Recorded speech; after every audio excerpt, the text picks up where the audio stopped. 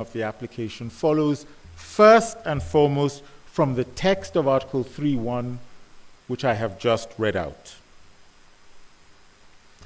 That provision does not only say that the jurisdiction of the court extends to cases submitted to it, but it specifically mentions that the jurisdiction of the court extends to, and I quote, disputes submitted to the court. This means what it says. For a dispute to be submitted to the court, it must actually exist at the time when the application is brought. This requirement that there be a dispute between the parties relating to the subject matter of the case and existing at the time of the initiation of the case is consistent with the practice of other international courts and tribunals that deal with interstate proceedings. In fact, the language of Article 3 of the Protocol, when it speaks of submission of disputes to the court, is reminiscent of the language of the jurisdictional provisions of the statutes of other international courts that deal with interstate cases. In particular, Article 38(1) of the Statute of the International Court of Justice similarly speaks of the functions of that court, the ICJ. So Article 38(1) of the ICJ statute speaks of the functions of that court as being to decide, and I quote, such disputes as are submitted to it. Such disputes as are submitted to it. The similarity in the language to that in the protocol is obvious. The protocol of this court speaks of, I quote, disputes submitted to it. The statute of the ICJ speaks of such disputes as are submitted to it. That similarity is not accidental, and frankly, is not surprising. The drafters of the protocol of this court, of course, were well aware that in Article 5, the protocol contemplated that the court would preside over proceedings brought by states against other states parties to the protocol. They accordingly, and certainly, took care of adapting the protocol's language to the deference that is typically shown to sovereign states in international legal proceedings.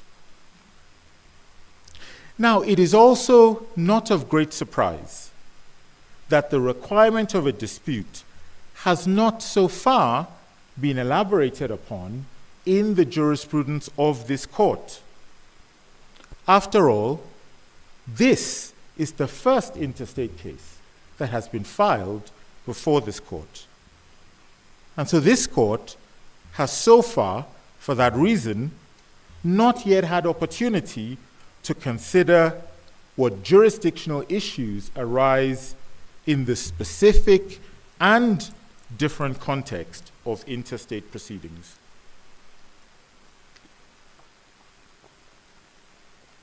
If I may say, what is surprising is that the other side suggests that the court should deal with this case just as it had dealt with all the previous cases, though those cases were brought by individuals against states. There are features which are specific to interstate proceedings, reflected in the drafting of that provision, which, as we've just seen, borrows from the language of the ICJ statute. And it is important for those features to be considered in these particular proceedings. Now let us look at the practice of other international tribunals that have in their founding treaties comparable language specifying that the function or the jurisprudence of the court extends to dispute submitted. Let's look at the practice of other tribunals that deal with this language of dispute submitted to the court. The International Court of Justice has held that two things follow from this language of submission of disputes.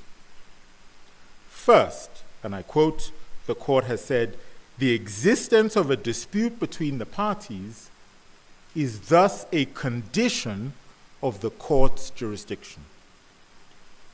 I quote again, the existence of a dispute between the parties is thus a condition for the court's jurisdiction. This is in the case between the Marshall Islands and the United Kingdom. And with your indulgence, Mr. President, all the citations are in our pleadings, and we will also submit them with the notes of these oral pleadings, the citations to these cases. So that's the first thing. The existence of a dispute is thus a condition of the court's jurisdiction. Or as the president of the ICJ stated in that same case, and I quote, the existence of a dispute between the parties to a case is not only a condition for the exercise of the court's jurisdiction, but more fundamentally, a condition for the very existence of that jurisdiction, end quote.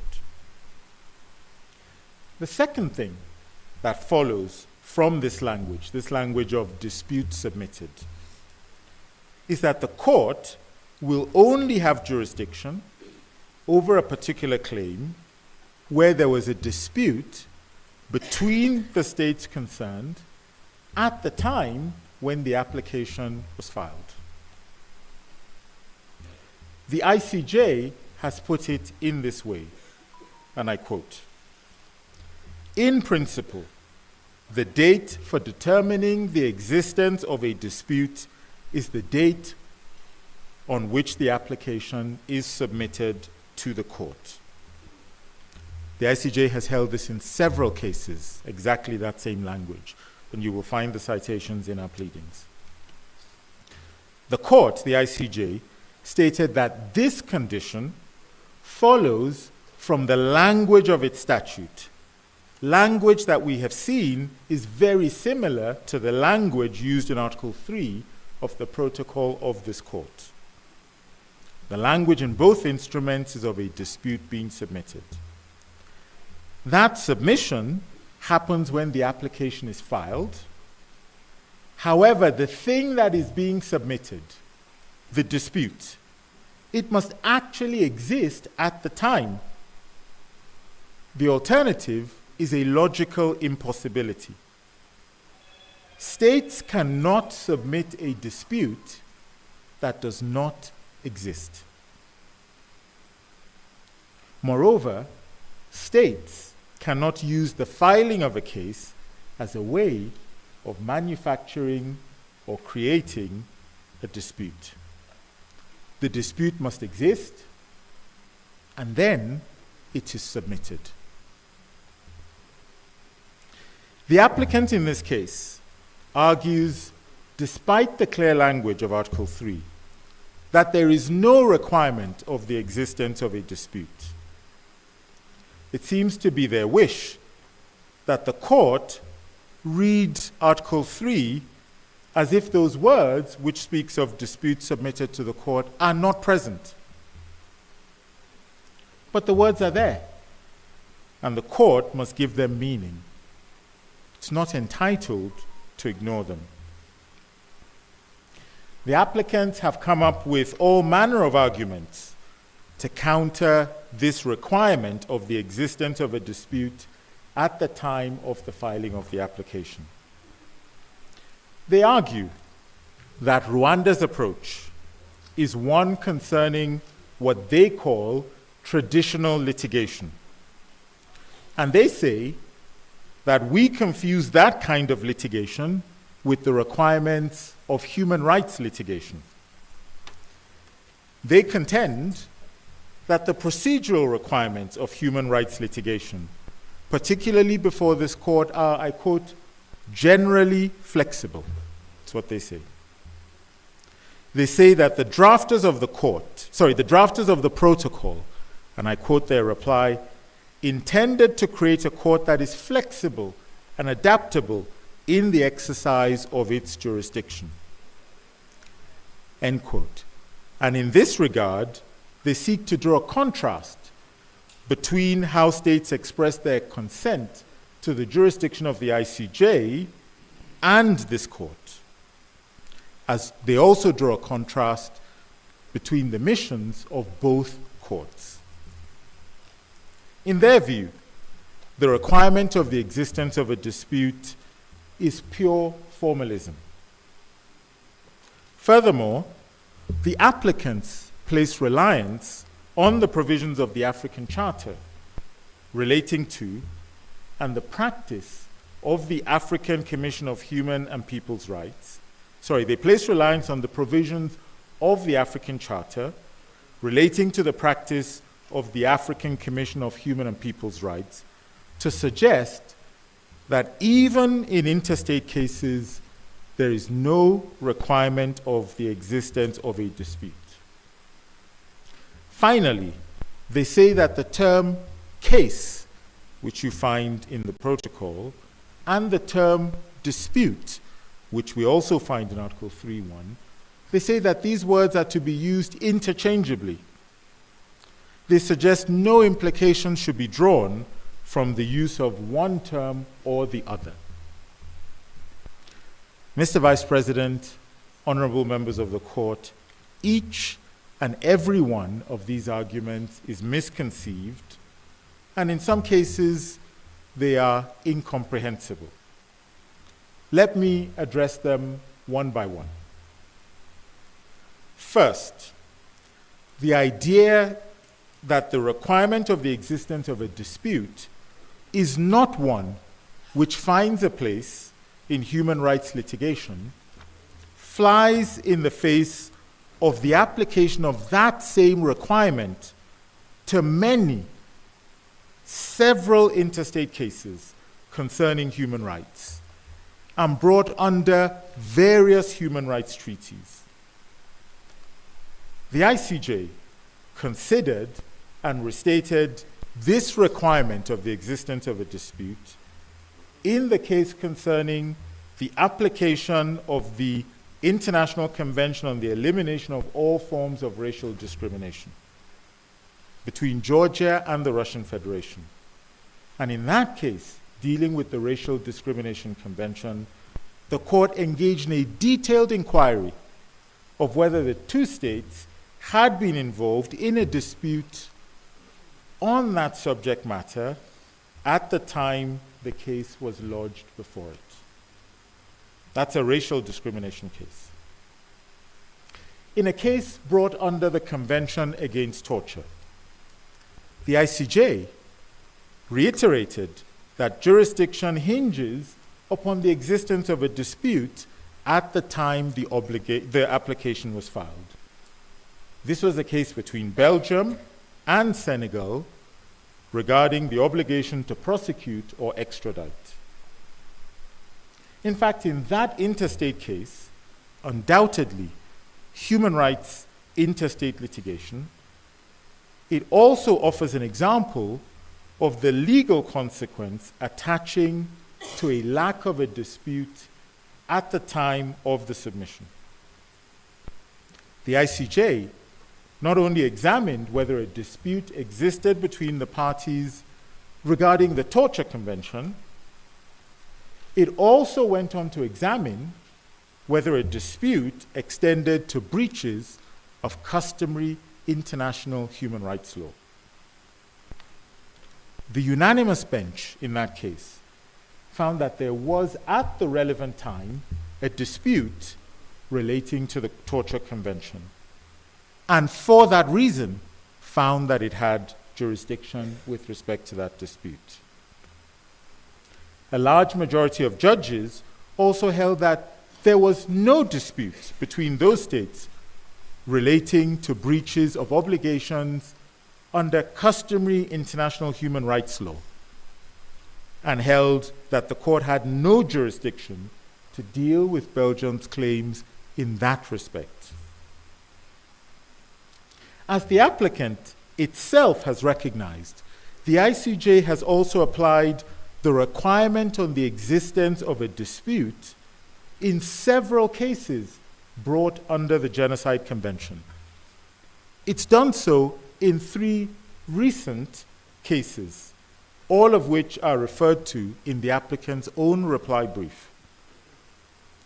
The case between South Africa and Israel concerning the application of the Genocide Convention in the Gaza Strip, the case between Ukraine and Russia concerning allegations of genocide under the Convention on the Prevention and Punishment of the Crime of Genocide, the case between Gambia and Myanmar concerning the application of the Prevention and Punishment of the Crime of Genocide.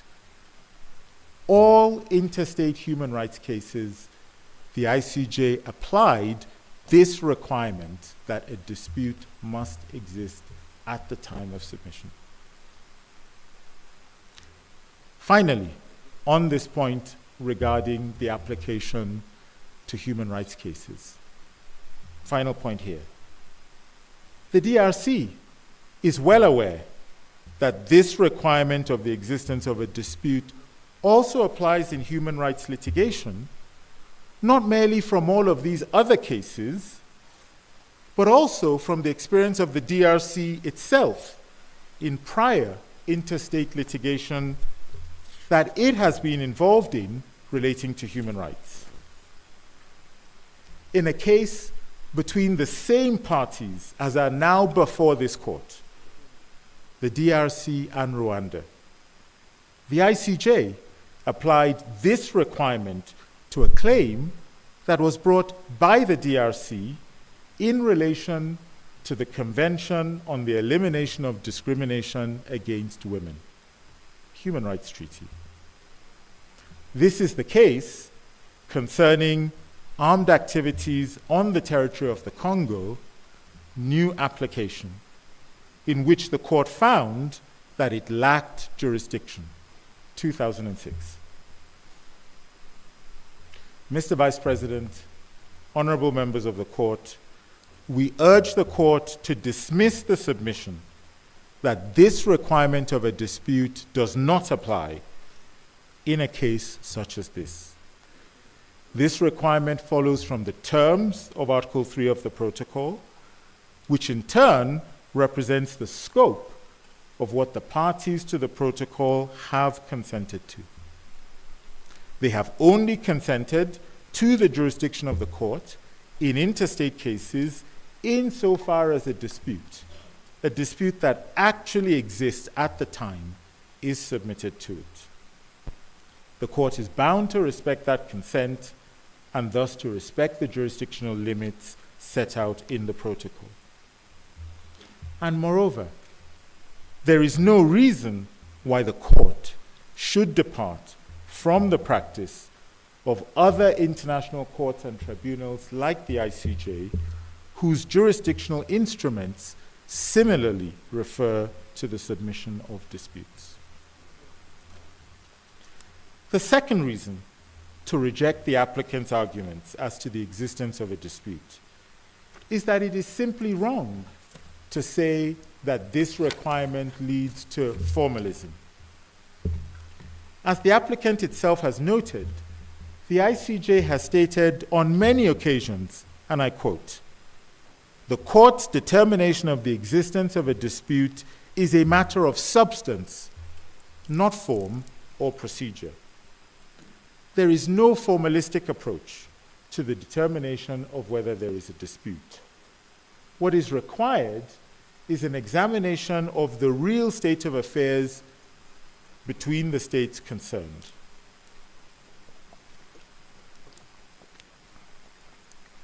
A third reason for rejecting the argument that there is no requirement of a dispute is that the applicant confuses the requirements for submitting a communication to the African Commission on Human Rights, Human and People's Rights, with the jurisdictional constraints on this court.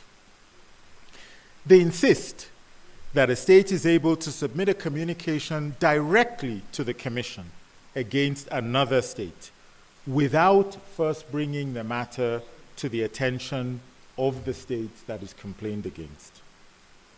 They then say it must also be possible before this court. The DRC bases this suggestion on what it describes, and I quote from their reply, it describes as a combined reading of Articles 47, 48, and 49 of the Charter. However, reliance here on the provisions of the Charter dealing with submissions of communications to the Commission is misguided. This court is well aware of the fact that the provisions of the protocol relating to the procedure by which cases are submitted to the court are not the same as the provisions of the Charter relating to the submissions of communications to the Commission. As you have previously stated, and I quote, in the case between the African Commission on Human and People's Rights and Kenya, as you stated, and I quote, the court is of the view that admissibility and other procedures relating to a complaint before the Commission are not necessarily relevant in determining admissibility of an application before this court. Now, this was said in relation to admissibility, but the court also spoke about other procedures relating to a complaint. And the same thinking applies also to the rules regarding jurisdiction. Simply put, those rules are not exactly the same for the Commission as for the court. Otherwise, the protocol and its carefully delineated language would serve no purpose. In any event, the provisions in Articles 47 to 50 that they rely on, though not directed at the court, they show how the drafters of the Charter did have in mind that before African institutions are engaged by states who are of the view that violations have occurred, that there should be an attempt at friendly settlement of the issue with the allegedly wrongdoing state. Now, although a state may submit a communication to the African Commission without first having communicated the matter to the state, the Commission is then tasked with seeking a friendly settlement, or what the Charter refers to as an amicable solution. So to compare this careful, amicable process with the unilateral filing of a legal dispute before this court is disingenuous. In all matters submitted to the African Commission, there will first have been a process of identifying the dispute, seeking to understand and resolve it in an amicable way before the Commission moves to the merits of the claim. The requirement of the existence of a dispute does no more than provide similar opportunities for the resolution of that dispute prior to the submission to this court. A fourth reason for rejecting the applicant's arguments that there is no requirement of the existence of a dispute at the time the application is filed is that this argument fails to give effect to the actual words of Article 3.1 of the protocol. That provision specifically refers to the submission of cases and disputes to the court. The applicant suggests that the word case and the word disputes, as used in Article 3, are interchangeable, and that the court should not, indeed they say, does not make any distinction between cases brought by individuals and those brought by states. This argument, as meaning the same thing as the word case in Article 3.1 is inconsistent with a basic rule of treaty interpretation. This is the principle of effectiveness, the basic rule of international law regarding treaty interpretation. According to this principle of effectiveness, it is not open to the interpreter of a treaty to adopt a meaning which would render the text redundant. Words in a treaty must be given effect to. So when Article 3.1 of the Protocol speaks of cases and disputes, the word dispute must be given effect to and cannot simply be interpreted out of the text. The argument of the applicant that case, the word case, and disputes are in this context interchangeable does not stand up to scrutiny because Article 3 uses both. It uses both of these words. It cannot be the case that the drafters meant to speak of the same thing twice. If the two terms are interchangeable, then Article 3.1 is to be interpreted as speaking about the submission of cases and cases, or to be interpreted as speaking of the submission of disputes and disputes. Clearly, the inclusion of the word dispute is intended to add something different in that provision to the word case. For that reason, it cannot be ignored. And we submit that when Article 3.1 speaks of the submission of disputes, that in accordance with the practice of other international tribunals from where this language is borrowed, it specifically covers disputes between states.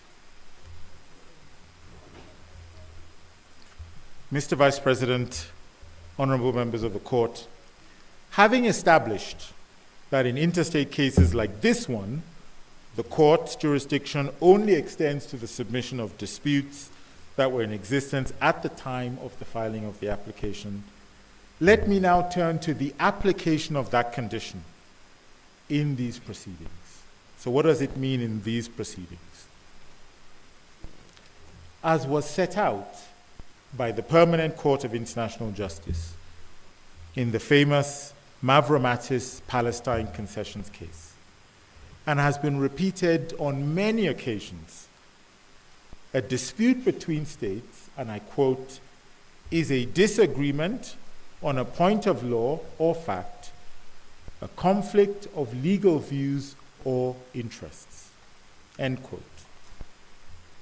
We have set out in our written pleadings the key principles that are to be used to identify a relevant dispute between the parties. First, for a dispute to exist, and again I quote from the Mavromatis case, quote, it must be shown that the claim of one party is positively opposed by the other, end quote. It must be shown that the claim of one party is positively opposed by the other, end quote. This reference to the claim of one party being opposed by the other relates specifically to the claims that are later brought before the court. It is not sufficient to show that the parties have disagreements or differences in relation to other matters.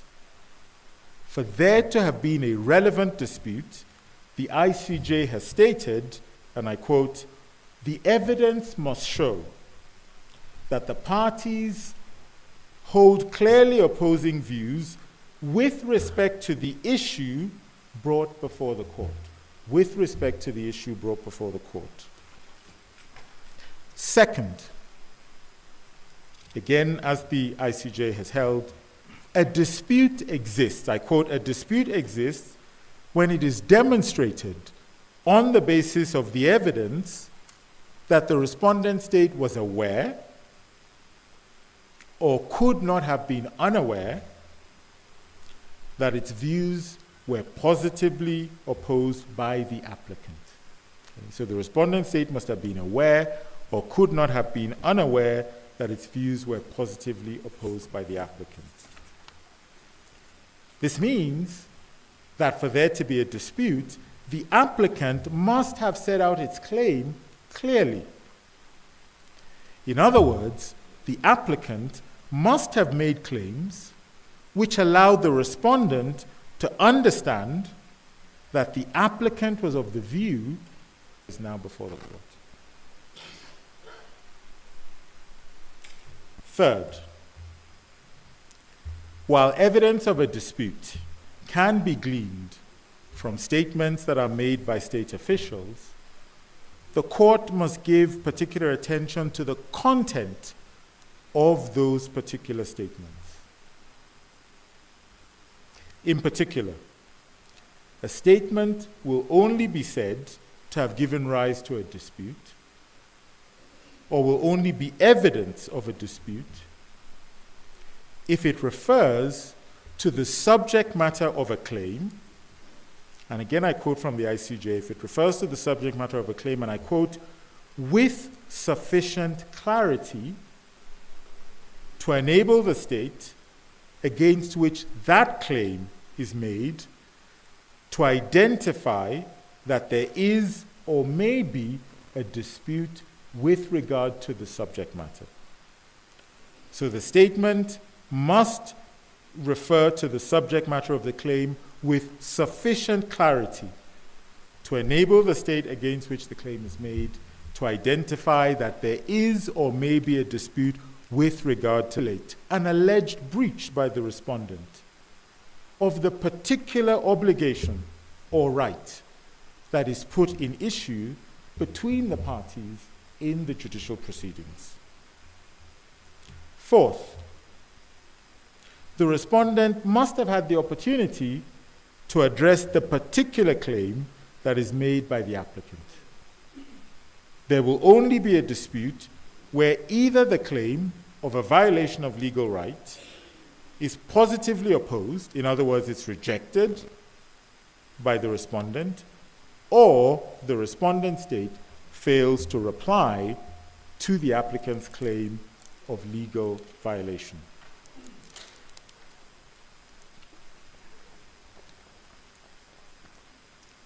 Now, judged against all of these principles, it is manifest that there was no dispute between the parties to this case concerning the claims that properly form the subject matter brought before this court. So there was no dispute between these parties concerning the claims that are now brought before this court. The factual record, even as presented by the applicants, reveal that there was no relevant dispute at the time the DRC filed its application.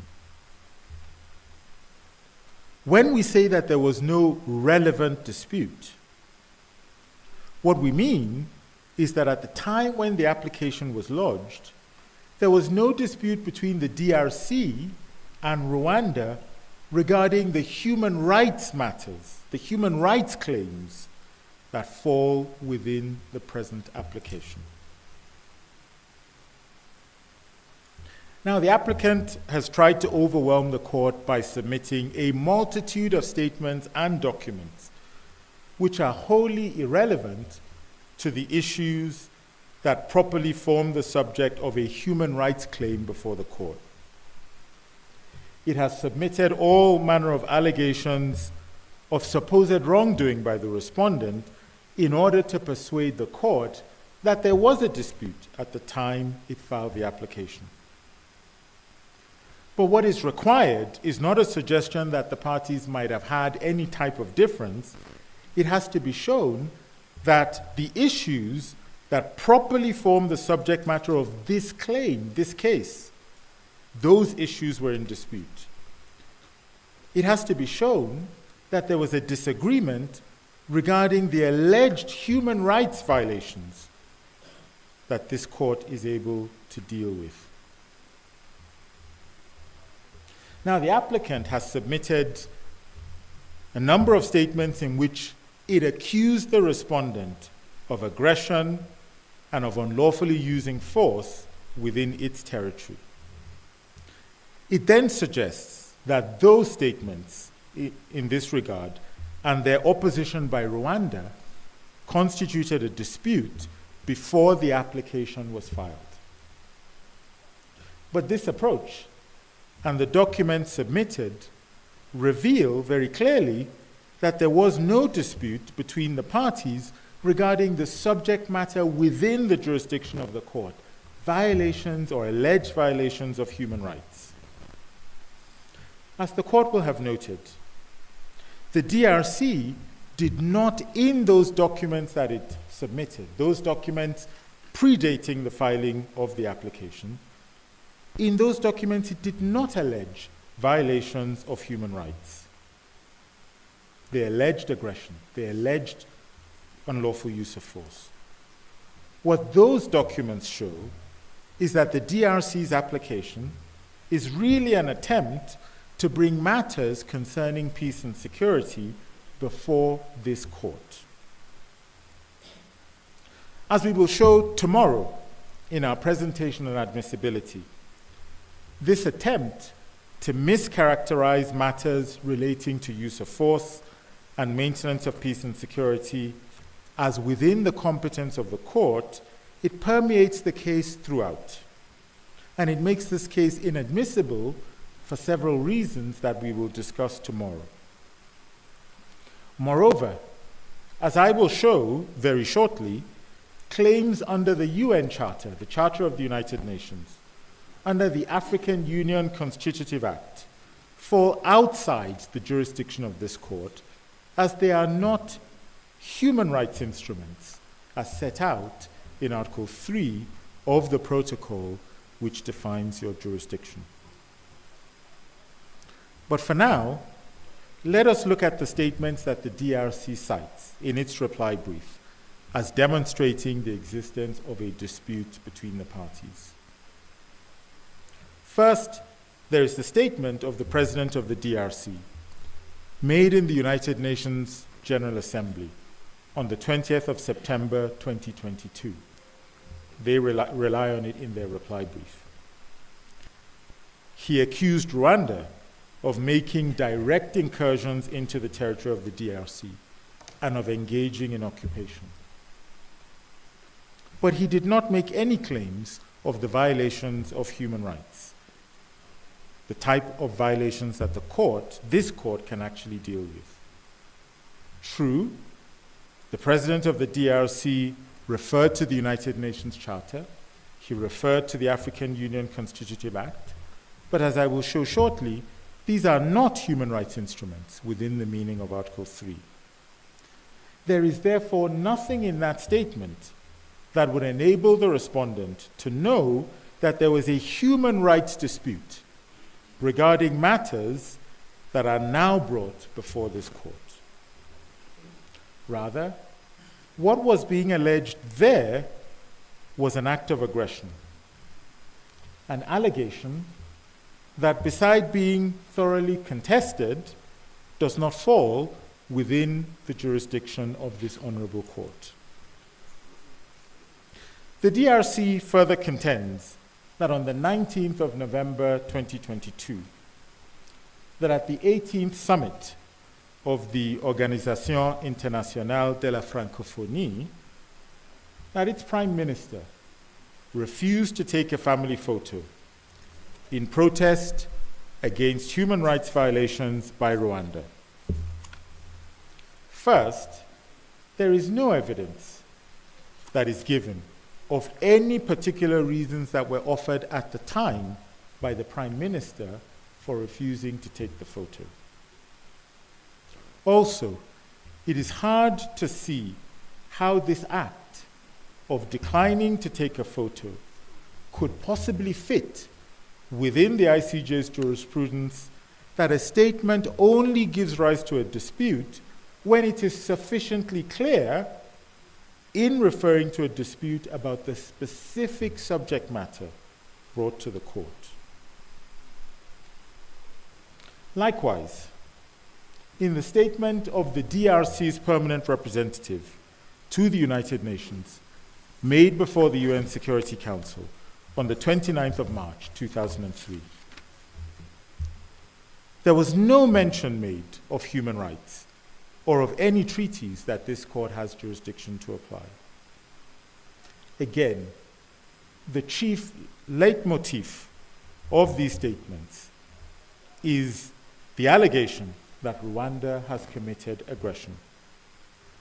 But that is not a human rights claim that is justiciable before this court. That is another matter, and that is not the dispute that is submitted to this court. Mr. Vice President, you may be relieved to know, honorable members of the court, we don't have time to go through all the statements that the DRC refers to in its reply. But when you look at them individually and you take them as a whole, a few things emerge. They do not refer to the human rights treaties that are properly within the jurisdiction of the court. They do not even refer to human rights. The DRC has now, in its reply, adopted commentary that liberally asserts violations of human rights. But the statements themselves do not say so. The statements accuse Rwanda of using force, supporting the use of force,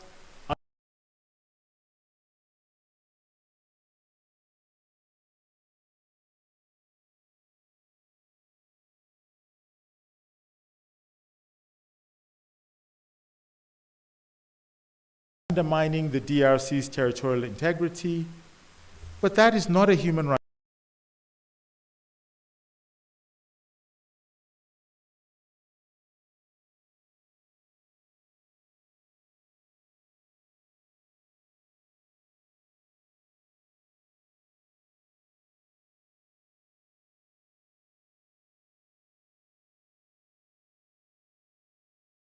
Dispute. Those are not human rights violations. On occasion,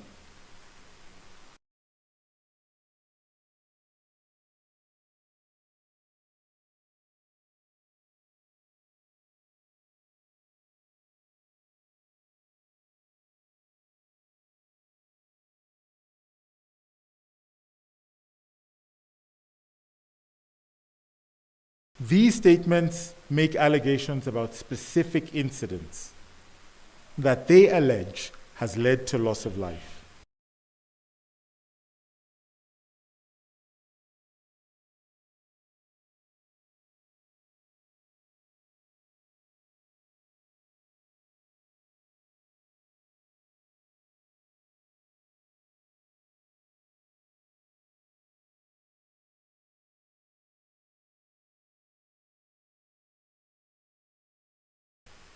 But again, there is nothing that indicates with clarity that these claims are distinct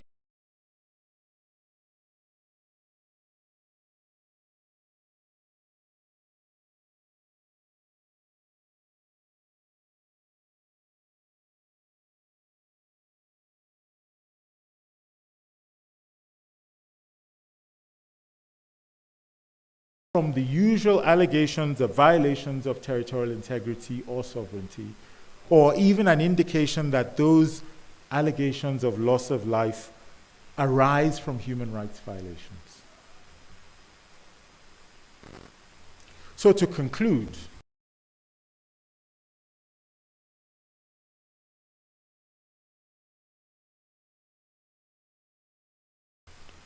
on this first aspect of the jurisdictional objection dealing with material jurisdiction, Rwanda submits that it is a condition of the court's jurisdiction in interstate cases that a dispute about human rights must have existed at the time when the application was submitted to the court.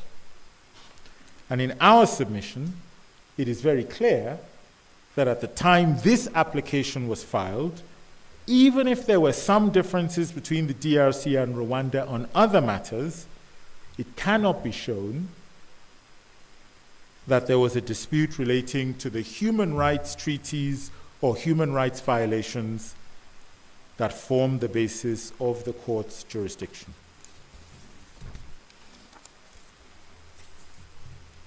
Mr. Vice President, honorable members of the court, let me now turn to the second argument that we have regarding lack of material jurisdiction.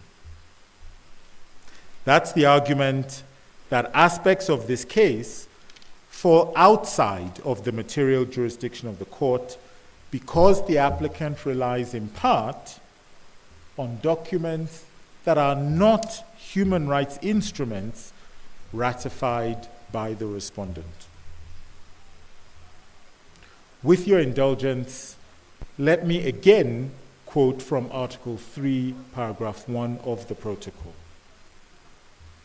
I quote again, "The jurisdiction of the court shall extend to all cases and disputes submitted to it concerning the interpretation of the Charter, this protocol, and any other human rights instrument ratified by the states concerned, and any other human rights instrument, any other relevant human rights instrument ratified by the states concerned." This provision is crystal clear.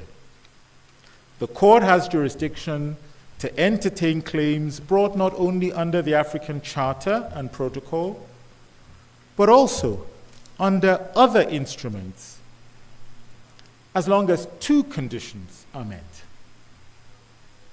One, those instruments must be relevant human rights instruments. Two, those instruments must be ratified by the state concerned.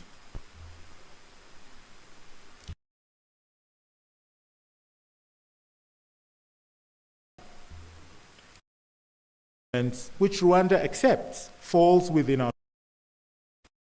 those instruments. The DRC also includes violations of the United Nations Charter, the Constitutive Act of the African Union, the Pact on Security, Stability, Development in the Great Lakes region, the Peace, Security, and Cooperation Framework Agreement for the Democratic Republic of Congo and the region. Now, I note that in the application that was originally filed by the DRC, those instruments were referred to, but the DRC did not make it clear that it was alleging a violation of those instruments. However, in its reply brief, the DRC clarifies that it was indeed alleging a violation of these instruments. Rwanda submits that the court does not have jurisdiction to deal with alleged violations of the four instruments I have just mentioned.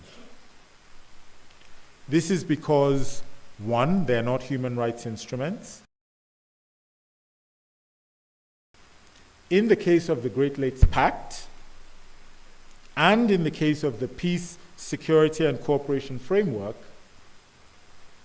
they are not instruments ratified by Rwanda or indeed by any other state because they are not treaties.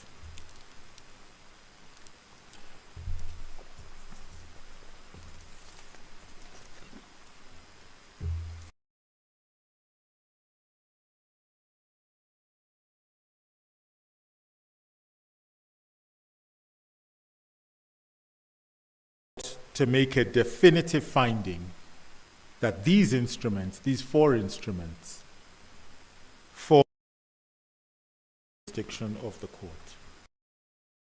It also alleged that some of this conduct also violates the African Charter or other human rights treaties. As a general matter, the jurisdiction of the court is defined by the consent that states have given, and the court should and indeed must always be careful to ensure that it is sticking to the competence it has been given. States have only given the court a mandate to deal with violations of human rights instruments that are binding because they have been ratified. No more than that. In this specific matter, the DRC tries to muddy the waters by mixing matters relating to peace and security with human rights claims. This is a human rights court that is tasked with dealing with violations of human rights. The applicant does not hide its intention to draw this court into deciding on matters relating to the use of force. It says very clearly in its reply, and I quote, "There is an inextricable link between human rights and the use of force, peace, and security. The use of force by one state, Rwanda, against another state, the DRC, as in the present case between these two states, has a negative impact on human rights in that it generally leads to the violations of these rights." End quote. In other words, the applicant is suggesting that whenever there are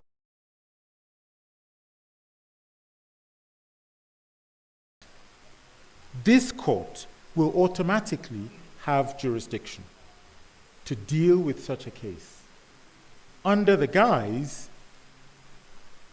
that this is a matter concerning human rights.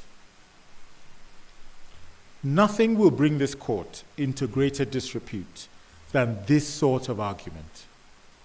And such an attempt to broaden the jurisdiction of the court beyond the mandate that it has been given must be rejected.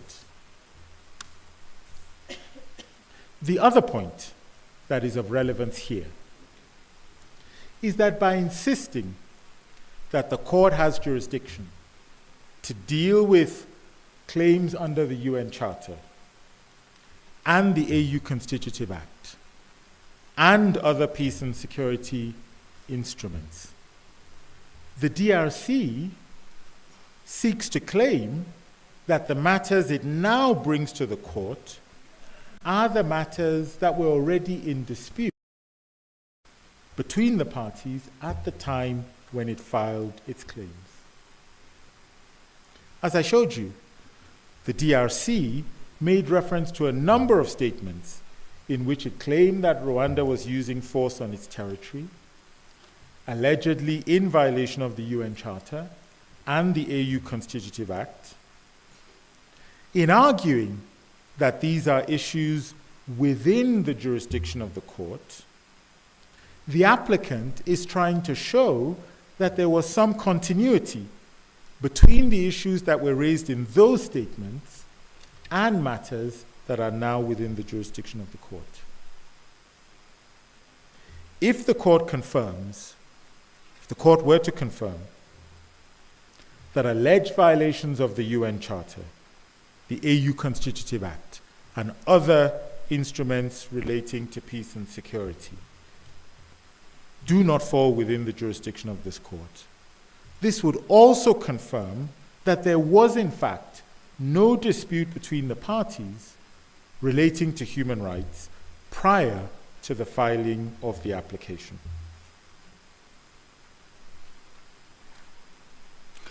Let me now turn to the two conditions that I referred to in relation to these instruments. The test for ascertaining whether an instrument is a human rights instrument is fairly simple, and it has not been particularly contentious. This court has been very clear as to whether it considers an instrument to be a human rights instrument. You stated in one of your previous cases, Action pour la protection des droits de l'homme against Côte d'Ivoire, you stated, and I quote, in determining whether a convention is a human rights instrument, it is necessary to refer, in particular, to the purposes of such convention. Such purposes are reflected either by an express enunciation of the subjective rights of individuals or groups of individuals, or by mandatory obligations on states parties for the consequent enjoyment of human rights, of the said rights, sorry. I repeat, such purposes are reflected either by an express enunciation of the subjective rights of individuals or groups of individuals, or by mandatory obligations on states parties for the consequent enjoyment of the said rights. The key requirements here are very clear. There has to be an express enunciation of the human rights in question in that instrument. Or obligations have to be imposed on states with regard to the said rights, the particular rights that are in issue.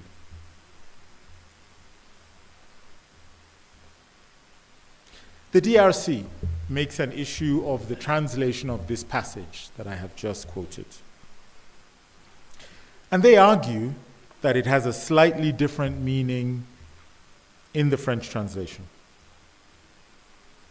The DRC argues that the French version of this judgment shows that the instrument does not need to set out binding obligations. However, in making this argument, it has left out relevant wording that undermines its argument. The relevant paragraph from that judgment does not simply state that the obligations in question are, and permit my very, with your indulgence, I'll use my very poor French. So the judgment does not really state that the obligations in questions are obligations impliquant la jouissance, as stated by the applicant. Rather, this judgment referred to la prescription à l'égard d'État. So the stipulation of obligations regarding states that involve the consequent enjoyment of human rights. In short, the instrument must provide for binding obligations with regard to human rights. Now, we do not argue that a treaty is only a human rights instrument if it exclusively deals with human rights. However, we do say that when the court speaks of an express enunciation of subjective rights of the individual, it does require that specific rights are set out in the instrument. Although the UN Charter and the AU Constitutive Act refer to the promotion and the protection of human rights when listing the aims of those organizations, neither instrument actually sets out specific rights. They do not include an express enunciation of such rights, nor do they provide obligations regarding the enjoyment of any particular rights.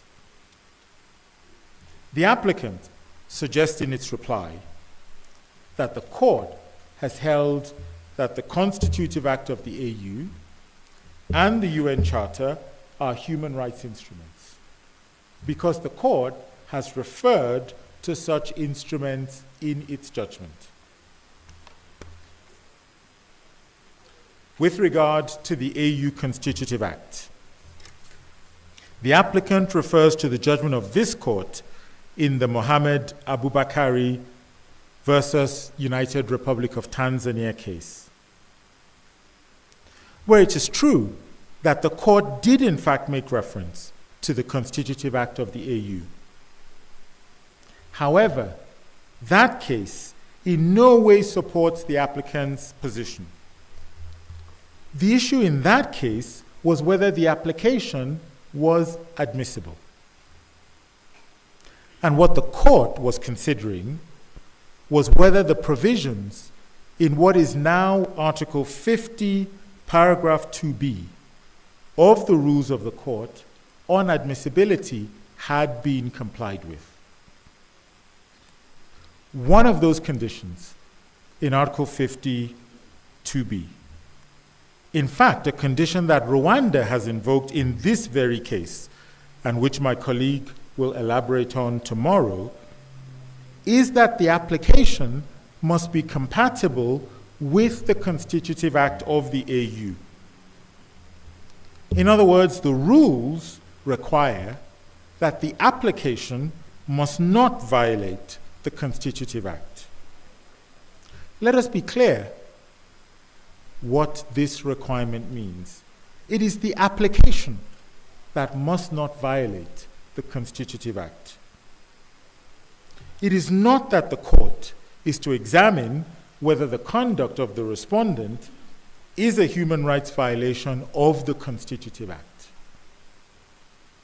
In fact, in the Mohammed Abubakari case, it had been argued that the application was inadmissible because the applicant had not alleged breaches of human rights in violation of the Constitutive Act. It was in response to that argument that the court explained that the provisions of the rules, which say that the application must not be incompatible with the Constitutive Act, does not render, or in that particular case did not render, an application inadmissible because it did not allege that the conduct of the respondent violates the Act. It was in that context that this court stated, and this is what's important, and I quote, it's in that context that this court stated, I quote, "The violations alleged in the application are susceptible to be examined by reference to the Constitutive Act and or the Charter and are not manifestly outside the scope of application of those instruments." In other words, examinations of the violations of the human rights instruments must not be debarred by some incompatibility with the Constitutive Act. That was the point. So there's nothing in that case that suggests that the Constitutive Act is a human rights instrument.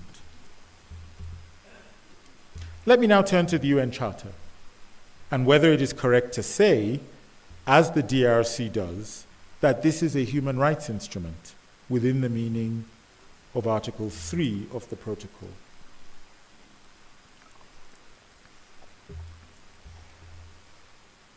It's true that members of the UN in Articles 55 and 56 of the Charter pledged to take action in cooperation with the United Nations Organization for the achievement of respecting human rights and fundamental freedoms.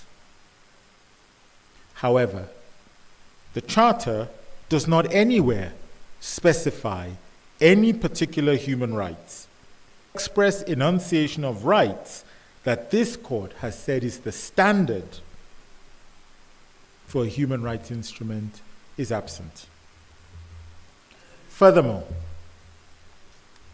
it is hard to say that Article 55 and 56 specify clear obligations with respect to human rights, such as this court would expect from a human rights instrument.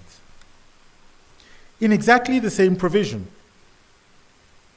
members of the UN also pledge to take action to achieve full employment, higher standards of living, solutions of international economic and social problems. But we do not then say that there is a violation of the UN Charter when these lofty goals are not achieved. The applicant, in its reply brief, suggests that this court has found that the UN Charter is a human rights instrument. They refer to the case of Frank David Omari and Tanzania. However, this is incorrect, as the applicant, again, misunderstands the court's reference to the UN Charter in that judgment. In that case, what the court actually said was, and I quote, "In fact, Article 60 of the African Charter authorizes the court to draw inspiration from international law relating to human and people's rights, in particular from various African human rights instruments, the United Nations Charter, the Constitutive Act of the the Charter of the Organization of African Unity, and the Universal Declaration of Human Rights." To understand what the court was saying in that case, it is important to note that Article 60 of the African Charter is actually directed at the Commission. It is the Commission, which has a different mandate, that is specifically directed to draw inspiration from those materials. Now, this is important because though the court says that it may draw inspiration from those materials, it is clear that the court can only draw inspiration from those materials once it is established that it has jurisdiction. And the court's jurisdiction is only established after it is determined that the application is based on a human right instrument ratified by the state concerned. In fact, it's very clear that in that case, the Omari case, the court was not using those materials to define what is a human rights instrument. Very clear, because the court in that case lists the Universal Declaration of Human Rights, and then the court clearly says that the Universal Declaration of Human Rights is not one of the human rights instruments that fall within Article 3 of the protocol. So all the court was saying is that once jurisdiction is established, it can draw inspiration from international human rights law, for example, to interpret the instruments that are in fact within its jurisdiction. In summary, there is nothing in the court's case law that deviates from the starting point that in determining whether a particular treaty is a human rights instrument within the jurisdiction of the court, that treaty has to contain an express enunciation of the human rights in question. The Constitutive Act of the AU, the United Nations Charter, do not do so, and thus they are not human rights instruments within the meaning of Article 3. Mr. Vice President, honorable members of the court, let me now briefly turn to my final point. And this is the second reason why some of the instruments relied on by the applicant fall outside the material jurisdiction of the court. This is the requirement that not only must the instruments be a human rights instrument, it must be one that is ratified by the states concerned.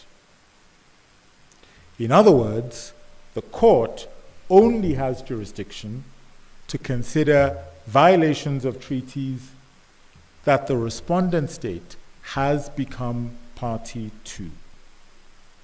Only treaties are ratified by states. The drafters of the protocol chose their words carefully. purpose of this requirement is only to include within the material jurisdiction of the court allegations of violations of instruments that are explicitly ratified by the respondent.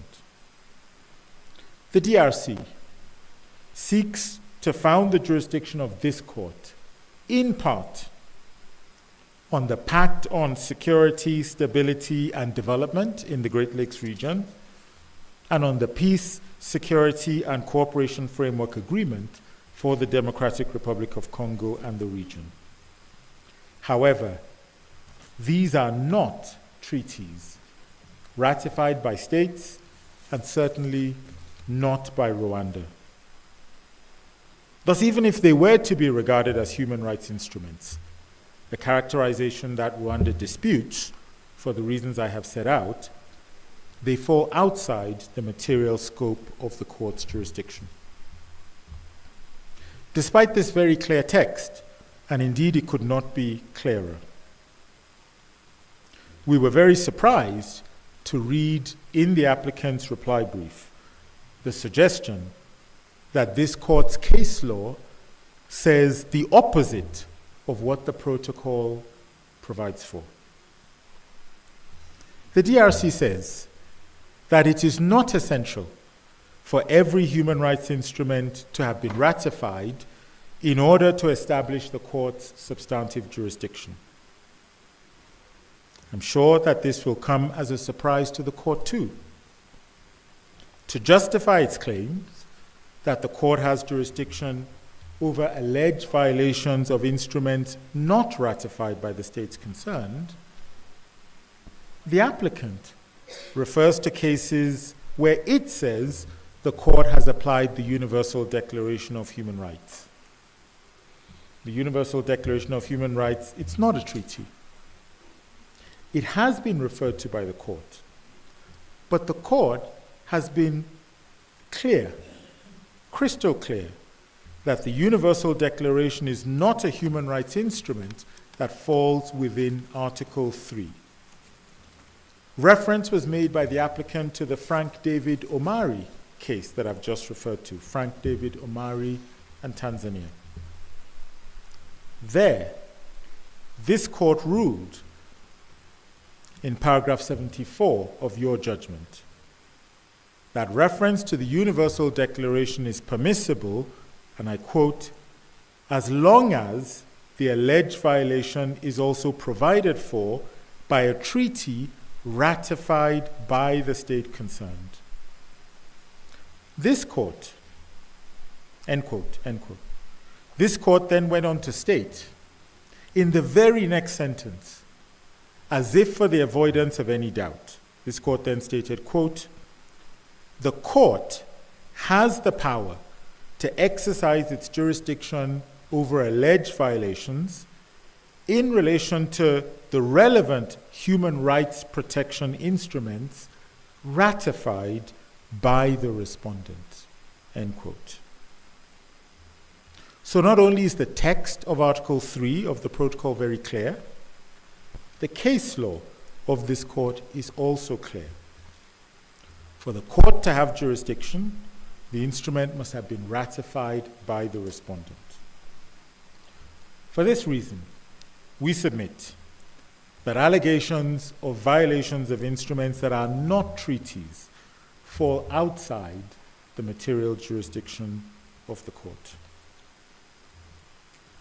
Mr. Vice President, honorable members of the court, with your indulgence, let me bring my presentation to an end by repeating Rwanda's submissions that the application must be dismissed because, one, the case falls outside the territorial jurisdiction of the court, and two, because the case does not fall within the material jurisdiction of this court.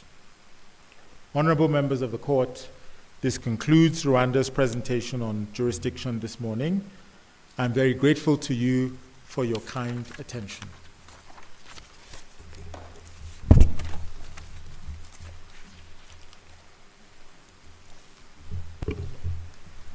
Merci pour les exceptions soulevées.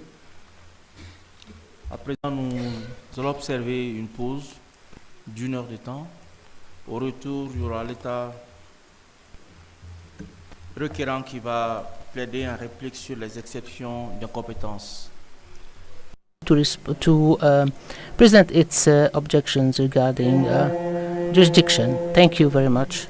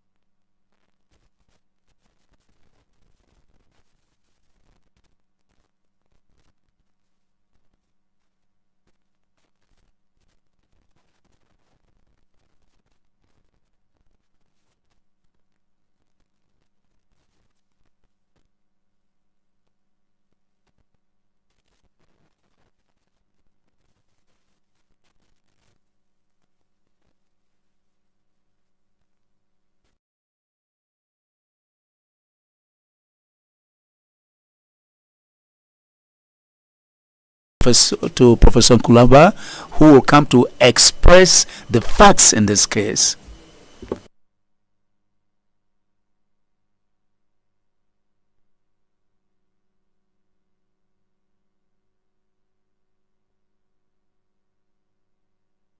President, honorable judges, I thank you for giving me the floor.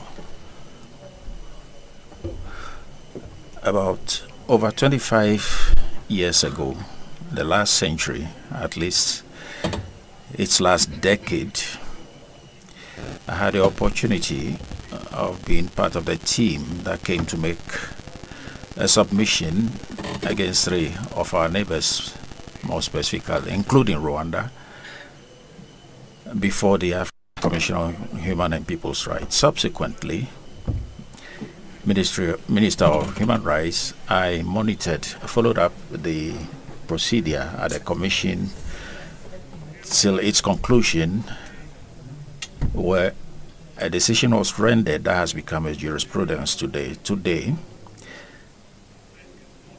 I have the honor, after about 30 years, to come back to your court, the highest instance of promotion and protection of human rights in Africa. The observations are painful. There have been no progress over the years. Human rights violations have been exacerbated, aggravated, diversified with barbarism. Rwanda is stepping over all provisions on human rights for women and the child, and more specifically, DRC accuses Rwanda of, through the feds and the inhuman acts that they have committed on Rwanda territories, allowing itself to do anything, go to or be assimilated to M23.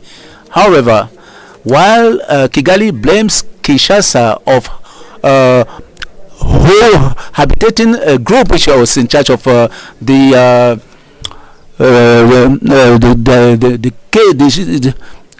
case in Rwanda. On the 14th of 2022, a UN representative wrote to the Security Council where a letter of the Minister of Foreign Affairs of DRC was annexed, and it stated clearly that there were accusations of human rights violations committed on the 10th of June 2022 at 2:15 by Rwandan forces in Giruma and Kabaya, situated in the Kisigari region in Buisha in Rutu region. On that day, scores of bombs were fired through long-range cannons from Rwanda, and it led to human and material destruction. The destruction of a school, Institut Saint-Gilbert, the death of 2 children, Shaka Mapenzi and Jeremy Evumbiza, and they were both 7 and 6 years old. The Congolese minister would like to recall that 2 soldiers of the Rwandan Defense Forces were captured on the 28th of May 2022 by the Congolese Defense Forces with the support of the local population. On that occasion, the Congolese government called on the council to deal with this letter, calling on it to circulate it as an official document of the Security Council. As in reaction, Rwanda dismissed categorically all the accusations made by the DRC on the bombings on its territory. And with regard to its soldiers who were captured, the government of Kigali stated that the 2 soldiers of the Rwandan Defense Forces were kidnapped on the 28th of May 2022 by a joint force, FADC and FDL, whereas these soldiers were patrolling the borders between the DRC and Rwanda. Thirdly, and just by indication, during the meeting of the Security Council on the 9th of December 2022, the Congolese Minister of Foreign Affairs clearly underscored the responsibility of Rwanda in the massacre of Congolese population on the 28th and 29th of November 2022 at Kishishe and Bambo in Hutu territory. Mr. Vice President, honorable judges, the tragedy of that day, which should be called the Kishishe genocide, was indeed particularly cruel because it was planned and it led to the systematic massacre of the population. And if we look at this situation, even people who were sick in hospital were killed. People were hiding in schools and in churches were killed. Rwanda expressed, in accordance with its traditional rhetoric, a categorical denial of these accusations. In a communique published on the 22nd of December 2022, they protested in these words, I quote, "Trying to deal with complex situations by repeating and applying false accusations of the government of the DRC cannot lead to a sustainable solution. Notably, the mediatization of the massacres of Kishishe, which is fabricated by the government of the DRC, which it attributed to M23, and without any investigations, this spread far and wide. Whereas there are indications that, on the contrary, there was confrontation between the M23 and illegal armed groups related to FDC. End of quote. Mr. Vice President, honorable judges, it emerges from all what follows and the affirmations contained in the submission of the DRC that Rwanda was aware of these allegations of the applicant and reacted by protesting against some of the accusations. At times, Rwanda relies on eloquent silence and when it is blamed for carrying out genocide on Congolese territory. For all these reasons, the applicant praised this court to dismiss the claims of the respondent state and to declare that it has material jurisdiction. While I would like to thank you all for your attention, I'd like to pray you, Mr. Vice President, and the court to give the floor to Barrister Marcel Muchunga to talk about territorial jurisdiction. I would like to thank you.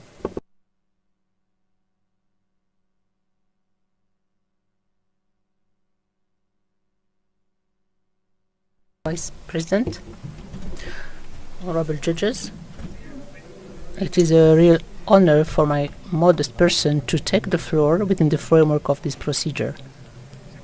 I am speaking in my turn following my esteemed colleague, Mr. 𝙏𝙖𝙖𝙧, to complement the pleadings and submission of the DRC on this aspect of jurisdiction, especially the territorial jurisdiction of the African Court of Human and People's Rights. We have to underline from start that the point is not to address the issue of extraterritorial jurisdiction of national jurisdiction of the respondent state. As a reminder, the territorial jurisdiction before such a court is understood according to the venue the dispute occurs. In this situation, the question to which we have to answer consists in clarifying whether the court has the capacity to decide on the violation of human rights alleged by the applicant, by the respondent state, while they have not been committed on the Rwandan territory, but rather on the Congolese territory. The answer to such an interrogation that is very important given this situation is facing two contradictory theses or assumptions. The first assumption is supported by the applicant state. The point is to answer by yes, starting on the fact that the violation of human rights were committed on the territory of a state party to the protocol establishing this court. On the other hand, the second assumption defended by Rwanda suggests that the court is not competent insofar as that the alleged violations are not committed on its territory. As a reminder, the scope of this court is determined or defined in Article 3 of its protocol. The latter reads as follows: the court has jurisdiction to consider all the matters and all the dispute referred to it regarding the interpretation and the application of the Charter, the Protocol, and all other relevant instruments relating to human rights and ratified by the states concerned. In case of contestation to know whether there is jurisdiction or no, the court decides. The DRC confirms that no reasonable interpretation of this provision can confine the competence of the court to the only case of human right violation committed on the respondent state territory, and this is based on 4 reasons supported by the DRC. First, the literal form reading of this article or provision. Second, the relevant jurisprudence of this court on this very issue. And 3, the jurisprudence of the Commission of Human and People's Rights on this issue. And 4th, the principle of the usefulness of the interpretation of the preamble. Honorable Vice President, honorable judges, the very broad formulation of Article 3 suggests an extension of competence of jurisdiction of the court beyond the territory of the respondent state where violation of human rights occur. From the reading of Article 3 of the protocol, it appears that the author did not deem necessary to limit the territorial meaning to the territory. On the opposite, it tried to divert from the authors of the ICG and the International Pact on Civil and Political Rights that were animated by the manifest will to limit the territorial competence of the European Court of Human Rights and the Committee of Human Rights to the territory of the respondent state. This stems from Article 1 of the Convention, the Safeguards Convention of Human Rights and Fundamental Freedom, according to which all the contracting parties recognize to all persons under this revelation recognize the rights defined under this convention. Similarly, it is the same for Article 2, Para 1 of the International Covenant on Civil and Political Rights that provides that the state parties to this covenant commits and undertakes to respect and guarantee to all individuals on their territory and relating to their jurisdiction the rights recognized under this covenant. What we can say here is that the fact that the protocol have not limited the territorial competence to the jurisdiction like the European Convention, or to the territory and the jurisdiction like the International Covenant on Civil and Political Rights of the state party, is not done by chance. It shows the willingness to assume a broad competence of the court that has established it. This position defended by the DRC and supported by the doctrine in the field shows the point of view defended by an author regarding the African system on human rights, who is very well known, Judge Kibambai, and this is what he says, and I quote: "The violation incriminated has it to be committed in the territory of one of state party so that the commission becomes competent? It doesn't exist in the charter an equivalent of Article 1 of the European Convention, according to which these states guarantee the rights of the persons under their jurisdiction. But since there is no limitation regarding the obligation of the state parties to the charter to protect the rights that it recognizes, we have to deduct that the commission is competent even if the violation imputable to a state party occurs vis-à-vis a person protected beyond and outside the national territory," end of quote. It goes without saying that what is done in the commission should be applied to the court, given the complementarity between the two institutions.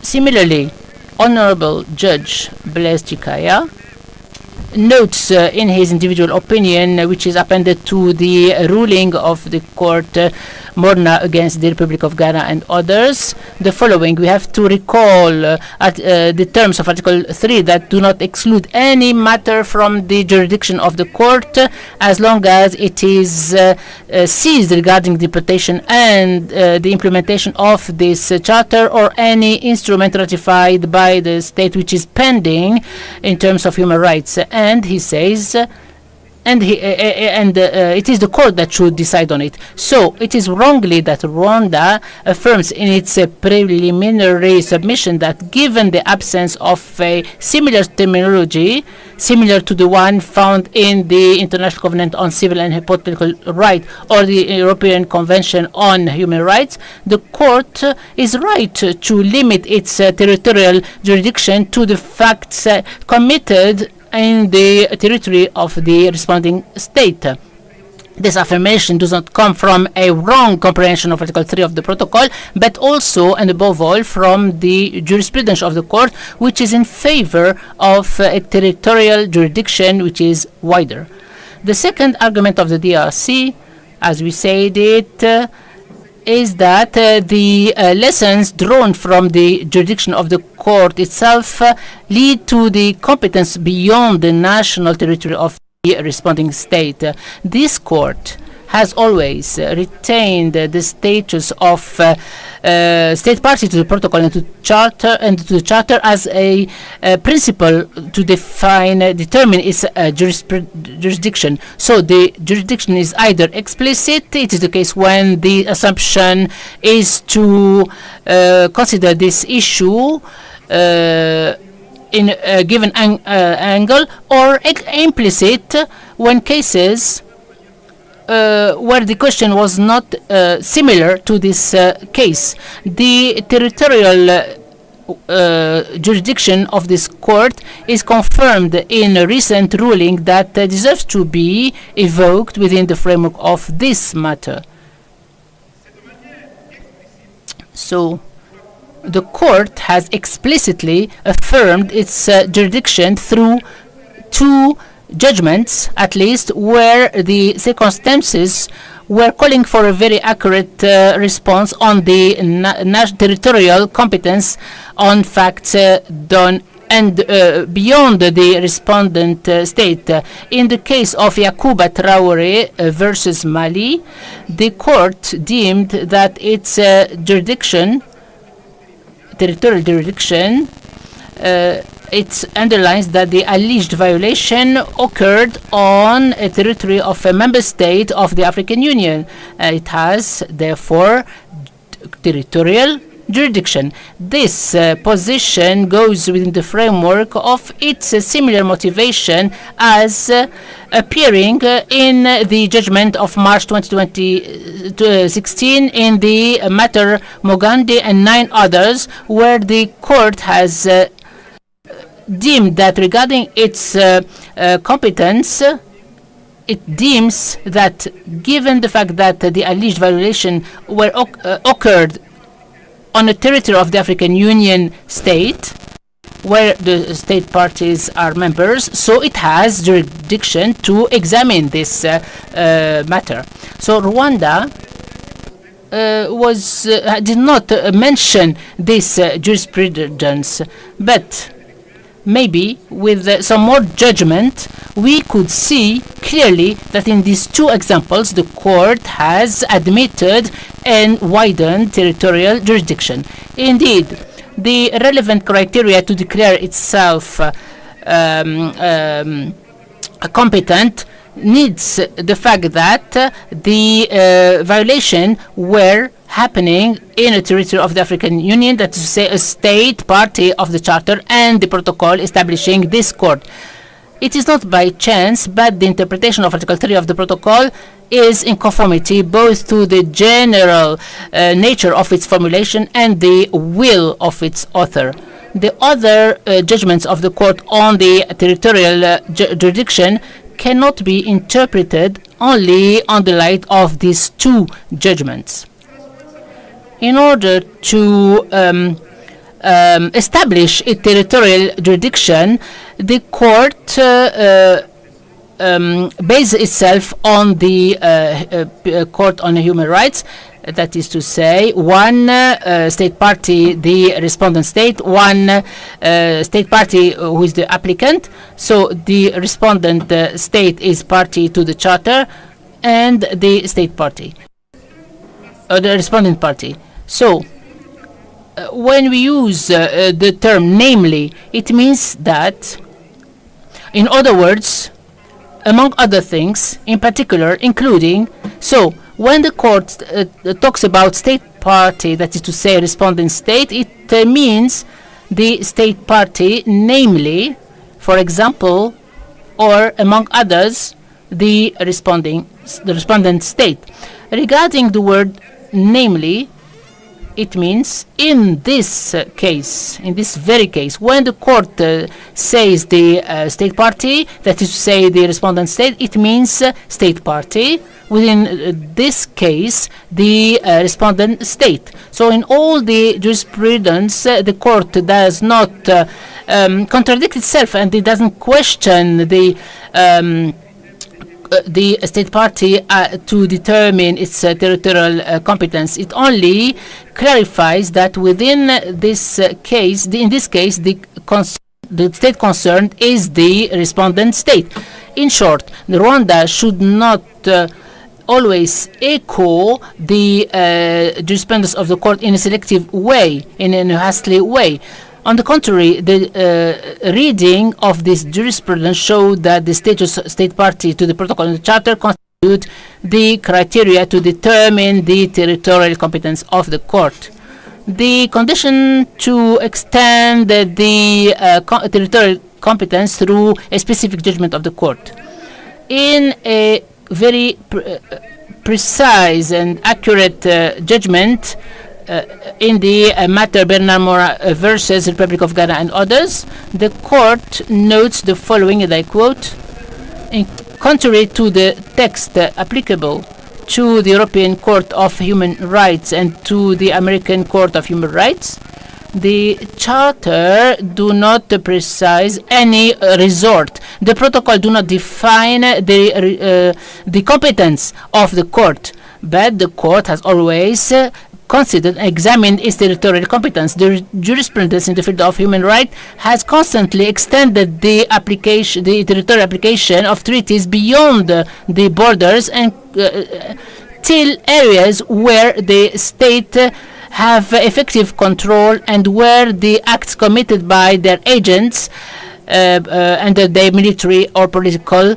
influence. Consequently, we can see a consensus so that the obligation to protect or not to violate human rights go beyond the territorial limits of the territories of states. It also notes that the alleged violation of human rights occurred in the territory of the Arab Republic, which is a state party to the protocol, but beyond the national borders of the respondent states. So the court cannot declare itself competent because the alleged violation were committed in a state party to the protocol. To exercise its territorial competence, the court should make sure that the alleged violation were committed by a respondent state or by persons under its control.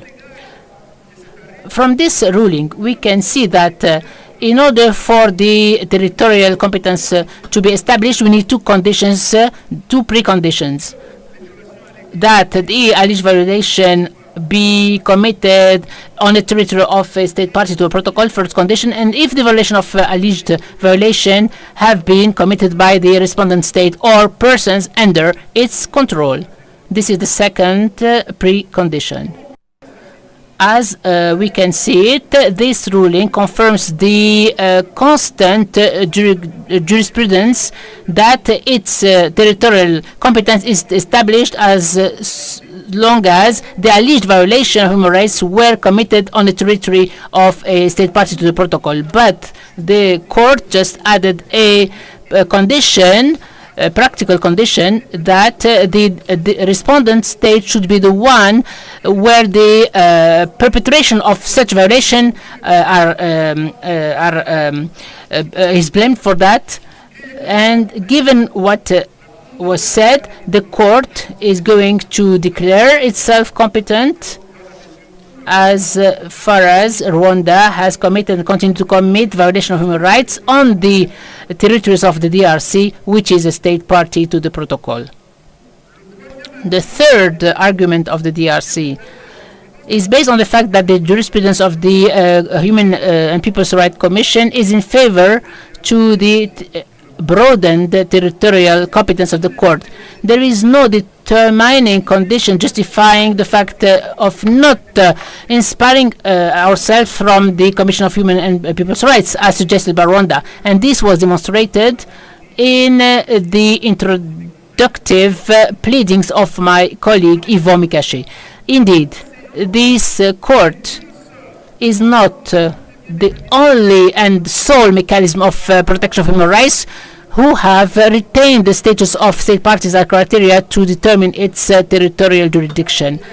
It was preceded in this by the Commission, especially its decision of May 2003 relating to the communication 227/999, which opposed the DRC to Burundi, Uganda, and to the respondent state. In this matter, as in this one, the alleged violation were not committed on the territories of the respondent state territory, but rather on the applicant state territory, which did not prevent the Commission from affirming its territorial competence and jurisdiction. So Rwanda tries to weaken the DRC because saying that the Commission did not really focus on this issue. But how can we imagine that the state party to the protocol can be kept responsible only if it is perpetrated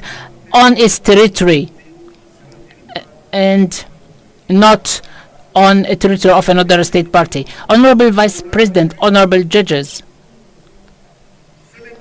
it is the interpretation of Article 3 of the protocol that guides us to take into account the principle of usefulness of this provision. So any possible interpretation that will decline the territorial jurisdiction of the court because the violation of human rights were not committed on the territory of the respondent state would be a very negative precedent for human rights in Africa.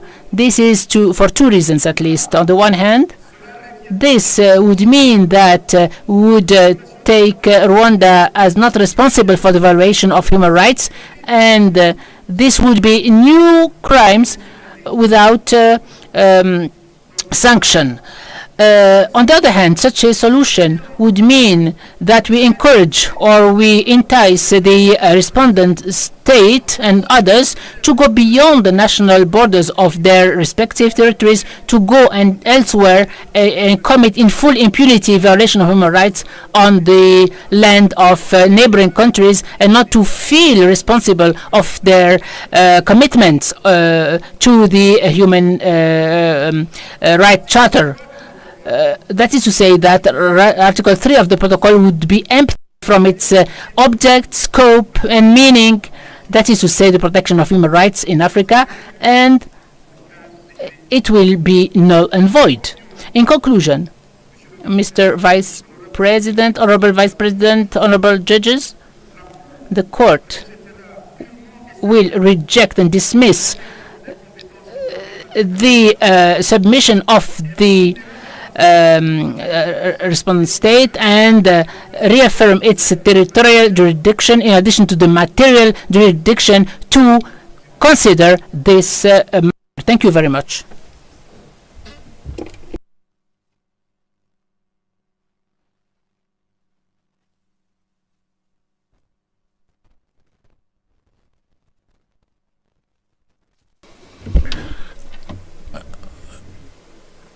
Applicant states you still have about 10 minutes to go.